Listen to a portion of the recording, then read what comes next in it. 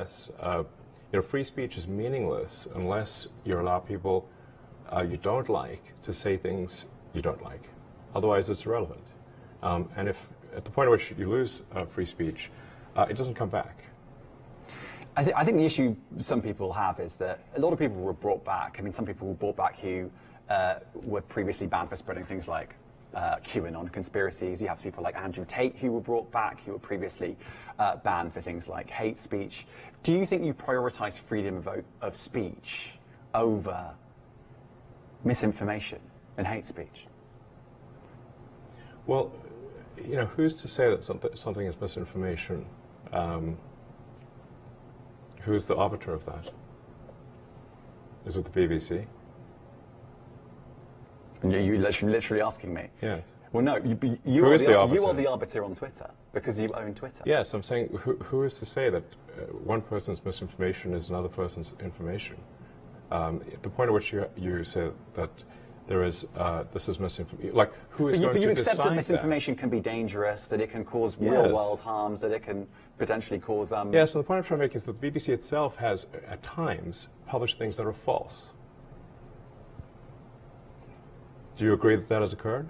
I'm quite sure the BBC have said things before that turn out to not be true. Correct. In its, whatever it is, 100-year history, I'm quite sure. Yes. Even if you aspire to be accurate, there are times when you will not be. Right, but I think in the grand scheme of things, the BBC does aspire to be accurate. But you accept there has to be a line in terms of hate speech. I mean, you're not looking at total 100% unrestricted speech.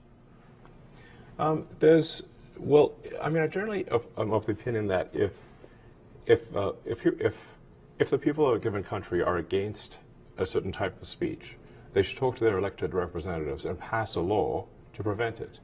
So, for example, you cannot advocate murdering someone. That's illegal in the United States, everywhere, really, I suspect. So there are limits to speech. I mean, I guess taking your argument to a logical conclusion then, do you accept that there's more misinformation on the platform if it's not being policed in the same way? I actually think there's less these days because we've eliminated so many of the bots which were pushing scams and spam. And previous management turned a blind eye to the bots because their bonuses were tied to user growth. And if your compensation is tied to user growth, well, you're not going to look too closely at some of the users. That's part of the problem. So I think we've got less misinformation because we don't have the bot problem that we used to do. And we also have given a lot of attention to community notes, which corrects, with community itself, corrects misinformation. It's been very effective. I mean, I would only just add that, we have spoken to people who have been sacked that used to be in content moderation, and we've spoken to people very recently who were involved in moderation, and they just say there's not enough people to police this stuff, particularly around hate speech in the company. Is that what hate speech are you address? talking about? I mean, you use Twitter, right? Do you see a rise in hate speech? I mean, but just a personal anecdote, like what do you? I don't. Personally, for you, I would see I get more of that kind of content, yeah, personally. But I'm not going to talk to the rest of for the rest of Twitter. So you see more hate speech personally? I would say I would see more hateful content in that. Content you don't like or hateful? What do you mean to describe a hateful thing? Yeah, I mean, just content that will solicit a reaction, something that may include something that is slightly racist or slightly sexist, those kinds of things. So you think if something is slightly sexist, it should be banned? No, is that what you're saying? I'm not saying anything. I'm just curious. I'm trying to understand what you mean by hateful content. And I'm asking for specific examples. And you just said that if something is slightly sexist, that's hateful content. Does that mean that it should be banned? Well, you've asked me whether my feed, whether it's got less or more. I'd say it's got slightly more. That's why I'm asking for examples. Can you name one example? I honestly don't use. Honestly, I don't. You can't name a single example. I'll tell you why. Because I don't actually use that for you feed anymore. Because I just don't particularly like it. But you said a lot of people are quite similar. I only look at hang on a second. My you said you've seen more hateful content, but you can't name a single example, not even one. I'm not sure I've used that feed for the last 3 or 4 weeks. And well, then how did you see the hateful content? Because I've been using Twitter since you've taken it over for the last 6 months. Okay, so then you must have at some point seen for you hateful content. I'm asking for one example. Right. And you can't give a single one. And I'm saying... Then I say, sir, that you don't know what you're talking about. Really? Yes, because you can't give me a single example of hateful content, not even one tweet. And yet you claimed that the hateful content was high. Well... That's false. No, what I claimed... You just lied. No, what I claimed was there are many organizations that say that that kind of information is on the rise. Now, whether it has on my feed or not... I mean, right, and literally you look at something one. like the Strategic Dialogue Institute in the UK.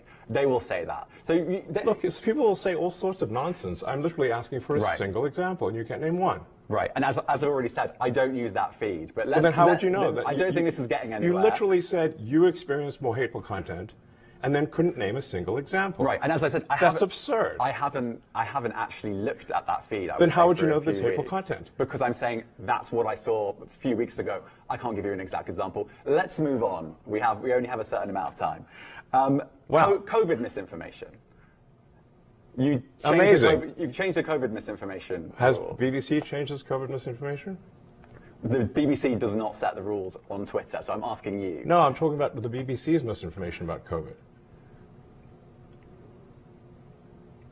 I'm literally asking you about, you changed the labels, the COVID misinformation labels. There used to be a policy, it then disappeared. Why do that? Well, COVID is no longer an issue. Does the BBC hold itself at all responsible for misinformation regarding masking and side effects of vaccinations, and not reporting on that at all? And what about the fact that the BBC was put under pressure by the British government to change its editorial policy? Are you aware of that? This is not an interview about the BBC. Oh, you thought it wasn't? I see now why you've done Twitter Spaces. I am not a representative of the BBC's editorial policy. I want to make that clear. Let's talk about something else. If you want to talk about the BBC, you too. All right, let's talk about something else. You weren't expecting that. Let's talk about something else.